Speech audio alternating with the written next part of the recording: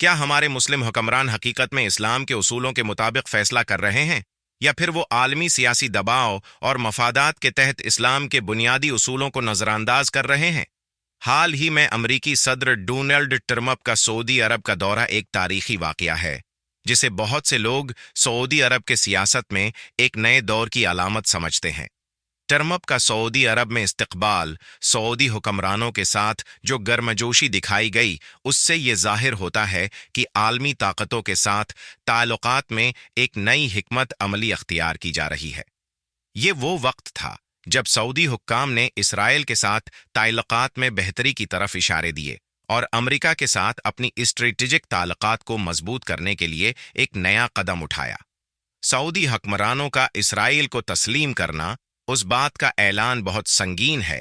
سعودی حکمران اسرائیل کو تسلیم کرنے کی بات کر رہے ہیں، کیونکہ یہ نہ صرف فلسطینی عوام کے ساتھ ظلم کے تسلسل کو مزید تقویت دیتا ہے، بلکہ اسلام کے اصولوں کے بھی خلاف ہے۔ قرآن مجید میں صاف طور پر فرمایا گیا ہے، اور تمہیں کسی قوم سے ایسی محبت نہیں کرنی چاہیے کہ وہ تمہارے دین کے دشمن ہوں۔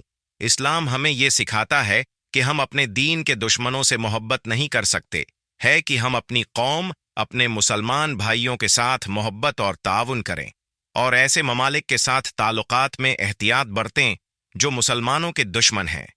اسرائیل کا قیام خود ایک ایسا ظلم ہے جو لاکھوں فلسطینیوں کے حقوق کی پامالی ہے۔ عرب حکمرانوں کی طرف سے اسرائیل کو تسلیم کرنا، فلسطین کے مسئلے کو نظر انداز کرنا اور مسلمانوں کے خون سے کھیلنا ایک بے غیرتی کی علامت ہے۔ جب مسلمان اپنے حکمرانوں کو اسلامی اصولوں پر عمل کرتے نہیں دیکھتے تو ان کی ایمانداری پر سوالات اٹھتے ہیں۔ اسلام میں حکمرانی کے لیے ایک ہی معیار ہے، اور وہ ہے عدل اور اصلح رحمی۔ اللہ تعالی نے قرآن میں فرمایا ہے کہ یقیناً اللہ تمہیں انصاف، بھلائی اور صلح رحمی کا حکم دیتا ہے۔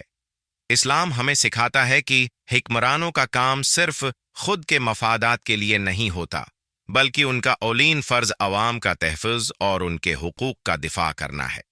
جب عرب حکمران اسرائیل کے ساتھ تعلقات بڑھاتے ہیں تو وہ نہ صرف فلسطینی عوام کی مشکلات بڑھاتے ہیں، بلکہ اپنے عوام کو بھی اسلامی اصولوں سے ہٹ کر ایک بے دینی کی طرف لے جا رہے ہیں۔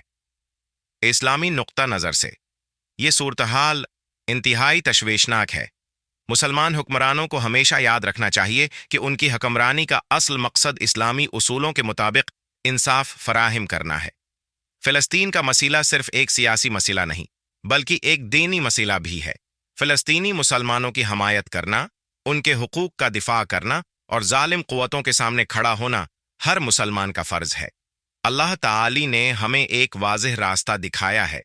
ہم سب کو اپنے حکمرانوں سے یہ مطالبات رکھنے چاہیے کہ وہ اسلام کے اصولوں کے مطابق فیصلے کریں اور اپنے مسلم بھائیوں کے حقوق کا دفاع کریں۔